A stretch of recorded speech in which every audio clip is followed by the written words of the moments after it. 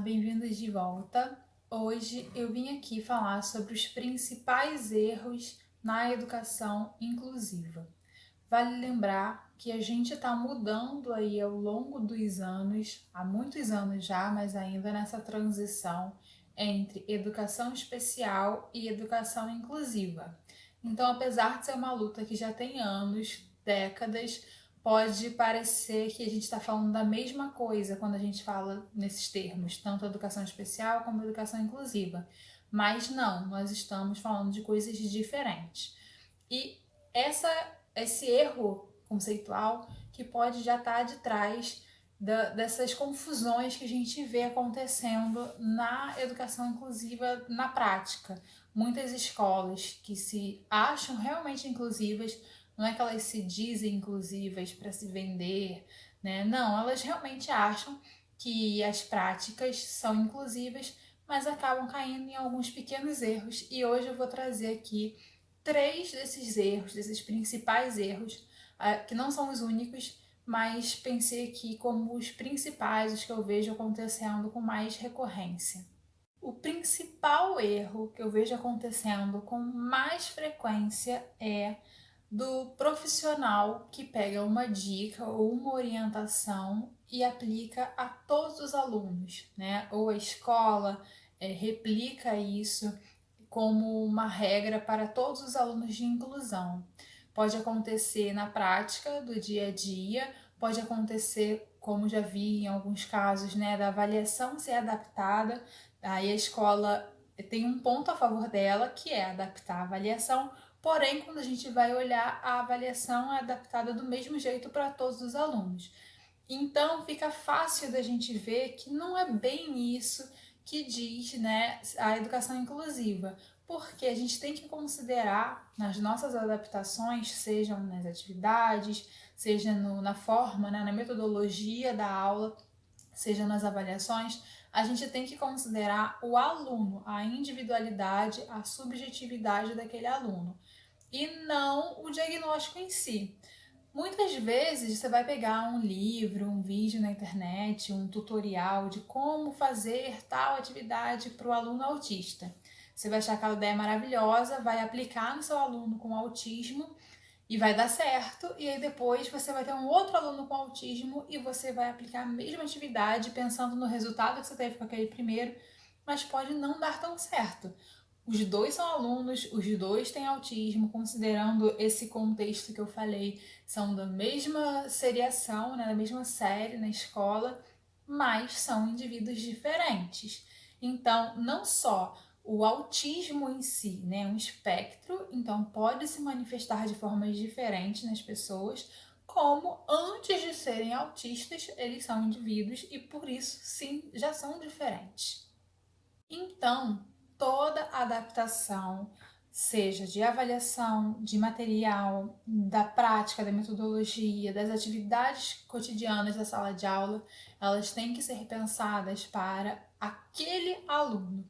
Não é para o autismo, é para aquele aluno, independente do diagnóstico que ele vai ter, mas considerando a forma como aquele diagnóstico se expressa naquela criança.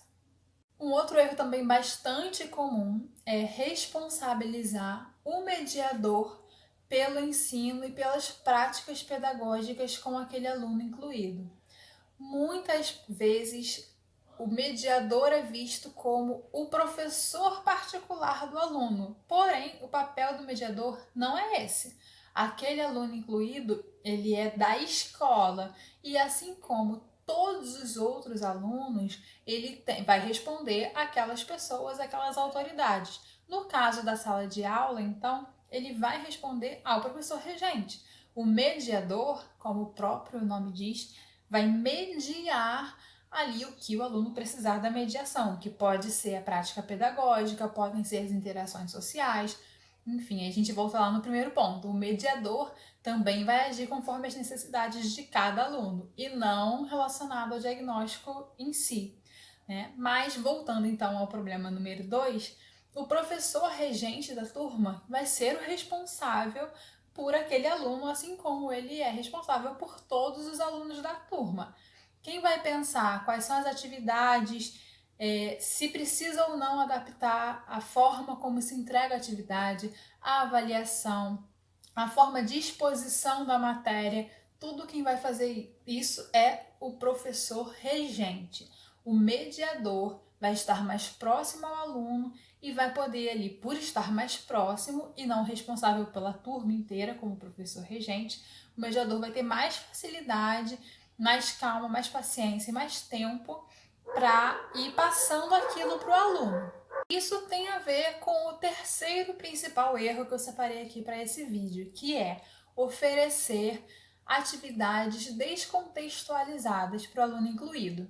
Muitas vezes o professor pode estar lá falando sobre translação e rotação da Terra e o aluno pode não ser alfabetizado, não saber escrever o próprio nome, não reconhecer as letras. Primeiro ponto. Isso significa que ele não esteja entendendo sobre rotação e translação? Não. Né? Ser alfabetizado é uma outra questão que tem a ver com a questão motora, não necessariamente uma questão cognitiva, mas não vamos entrar nesse mérito aqui nesse vídeo. Se quiserem, a gente pode voltar num outro vídeo e falar só sobre isso. Porém, voltando então, às vezes o professor julga que aquele aluno não vai conseguir acompanhar aquele conteúdo e aí passa uma atividade qualquer, um pareamento, um cubra os pontos, que não tem a ver com o que ele está falando na sala.